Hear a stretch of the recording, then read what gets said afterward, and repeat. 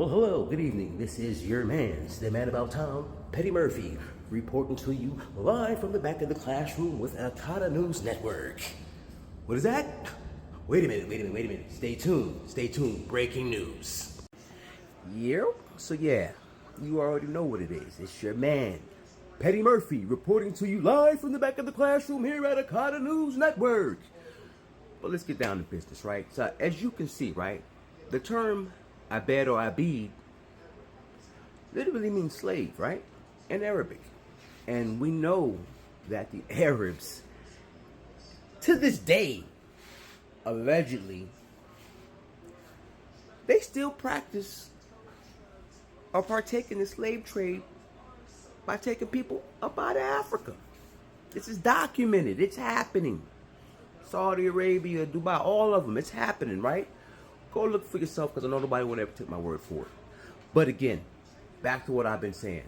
Abeed or abeed, right? In Arabic means slave. So, we'll fast forward and you go right up in here, right? In Gaza, there's a neighborhood called Al Abeed, home of the slaves. So, while they're going through a diabolical genocide, they still treating their Afro-Palestinians like slaves so much that they named a whole neighborhood home of the slaves for these niggas, right? Somebody make that make sense for me. Now, I'm gonna go a little step further, right? We see how many black Americans, whatever misnomer you want to use, black Americans, African Americans, are out there, right? Protesting, right? All for Palestine. But these same people would spit on you because they see you as a slave. And that's why they say, get your black ass out there and march and protest, because you they slaves. And you do it. You do it.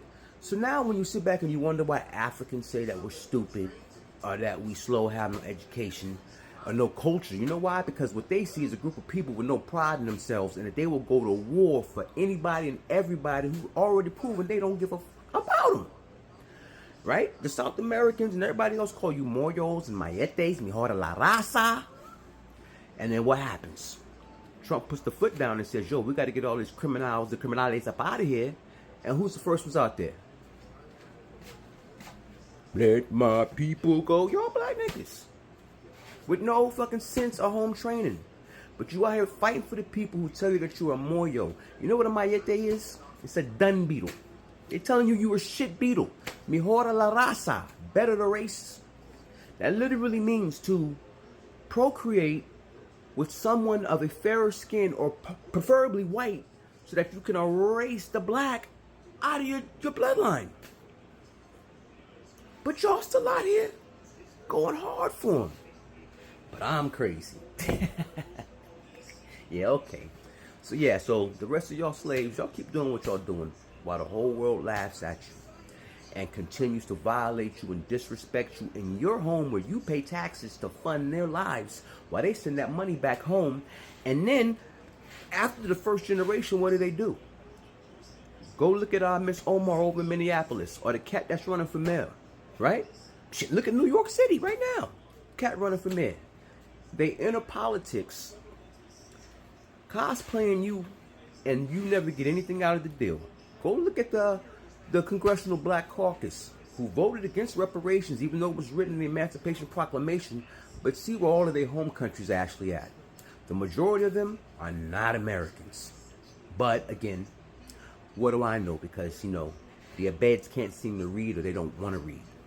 So y'all out here fighting. There was even a brother that got arrested by the IDF in Israel for going out there to Gaza. So while you out here putting your life, your vessel on the line, these people look at you as less than a slave. And you know what I'm really starting to think? They might be on to something. Because I have never seen something so wild that makes absolutely no type of logical sense. We are suffering from one of the wildest incarnations of Stockholm Syndrome. And for whatever reason, y'all refuse to see it. But yeah, if you're one of them people, all I can say is that I pity you. I do. I really pity you that you so manipulated and so brainwashed that you go out there, put your life on the line, and go to war for a group of people who openly tell you that they do not like you. You're in a bed, you're a slave. Even the Somalian nurse, you an African American nigga, you just a slave.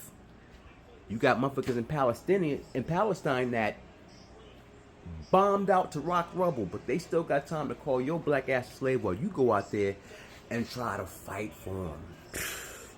Yo, while we sit back and talk about delineation, the first and main thing that we need to do is clean house. We know within our own community, I'm not talking about anyone from the Caribbean, I'm not talking about anyone from Africa. I'm talking about those of us from this soil. Those of us that have been here for generations, 300, 400, 500 years back, right? Even before Columbus got here. Because he said when they got here, this is the land of the copper color races. Which means we was here. What's copper look like? I'll show you what copper looks like. It looks just like that. Damn near blends in, don't it, right? I think. So I'm talking to us right now, right? What we need to do is, we know who those people are. They need to be removed from the community. Because see, at least with the others, you can see them coming.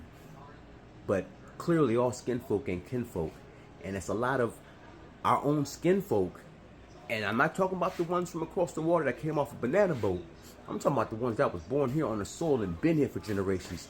That don't know no fucking better. And they out here literally samboing and cooning. And got all of us looking crazy. So the first thing we need to do is get them motherfuckers up out of here. And then we can get to business. And again,